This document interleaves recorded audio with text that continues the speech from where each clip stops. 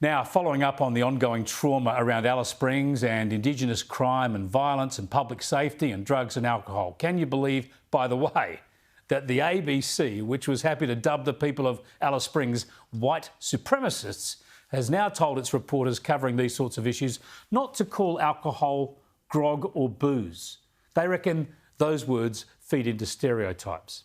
Honestly, they spend our money on trying to undercut the cohesion and good sense of this country, don't they? Changing the language now to try to push their ideological agenda.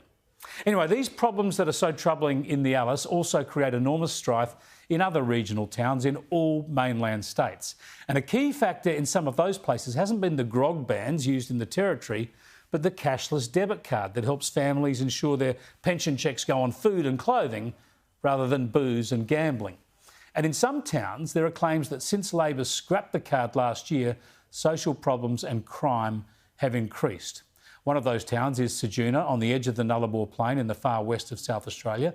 The local member there is Liberal Rowan Ramsey, and he joins me live from Canberra. Thanks for joining us, Rowan. Appreciate your time. Anyone familiar with Ceduna over a long period of time knows that it has some trouble with street crime and law and order from time to time, but all the advice I've seen, including statistics, shows that the introduction of the cashless debit card started to see these problems trending downwards. Am I on, Chris? Sorry. You are indeed, yeah. What's your... is that your understanding? Oh, absolutely. I worked hard along with Alan Suter to get the card introduced in Ceduna.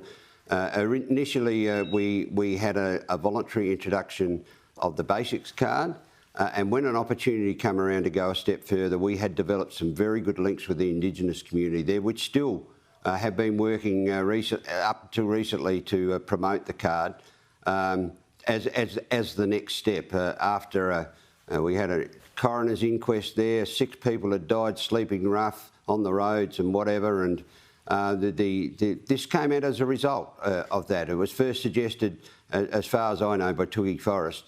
Yeah, and we saw a lot of these crimes and all of this trouble trending downwards. It wasn't a silver bullet, but it was trending downwards. Now, the card got axed last year.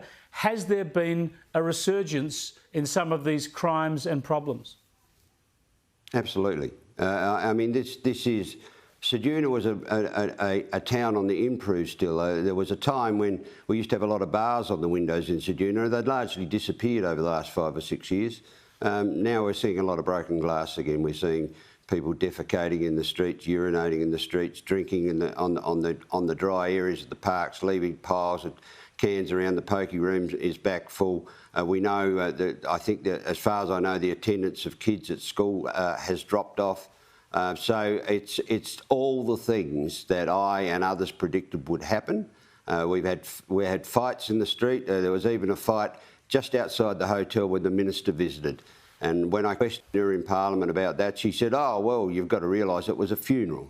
Goodness me, we have funerals all the time, but we don't have fights at our funerals. In East Kimberley, apparently it's the floods that's causing the problem. And we know after question time today that in the goldfields it's because they've had lots of visitors. Where do the excuses run out?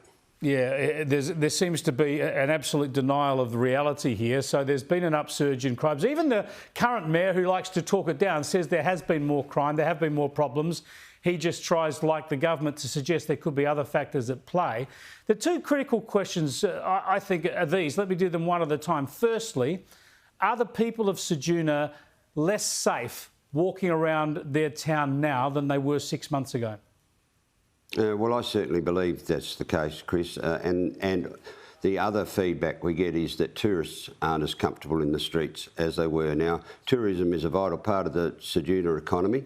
And I'm seeing reports, there's a Facebook page running of people being accosted in the street, begging, all the things that gangs of people just sort of hanging around. And of course, it's one of those things with Aboriginal groupings is that they often speak loudly, sometimes because they've had hearing impairment since a young age. But that's not easy for others to understand. But given all those things, we've definitely gone backward in this space, and it was I make the point, in the budget, the government allocated $217 million over the next 4 years to wind up the card. Now, they've announced around about $50 million of spending. We don't know where the other 150 is going because apparently... Let's leave all that talk to the Parliament, because the second question I want to ask you is crucial. I asked you about public safety. The other question, and you alluded to it with school attendances, is are Indigenous families worse off because this card is gone?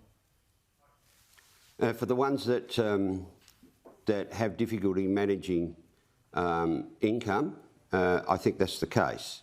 There are Indigenous families in Kimber, that's where I come from, in Ceduna that manage their life perfectly well, and of course they were largely unaffected by the card, because if they were on welfare, of course you wouldn't spend more than 80% of your income, more than 20% of your income on alcohol and gambling. So yeah, I think that's definitely the case.